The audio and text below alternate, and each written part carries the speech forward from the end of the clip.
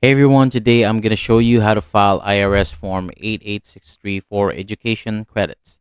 So this form is used to claim tax credits for education expenses like tuition. It can help lower the amount tax you owe or even give you a refund so that it's definitely something you don't want to miss if you qualify. All right, let's go step by step.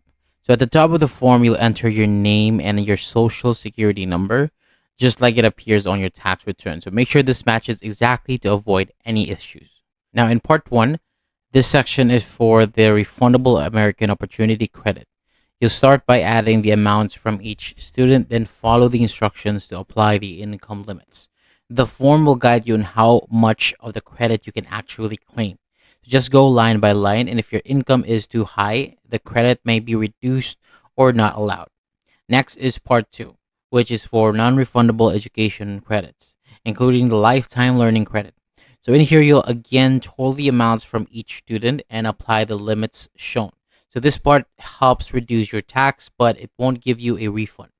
Now, go to part three on the second page. This is where you'll enter the student information, add the student's name, social security number, and school details. You'll also answer a few yes or no questions, like if the student received a Form 1098T or if they were enrolled at least half time.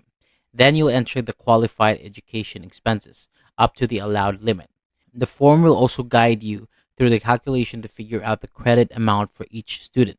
So once everything is complete, you'll transfer the final credit amounts to your main tax return, usually on Schedule 3. And that is it.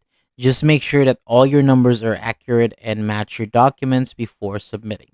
Thank you so much for watching. For more videos like this, hit the subscribe button below and I'll see you on the next video.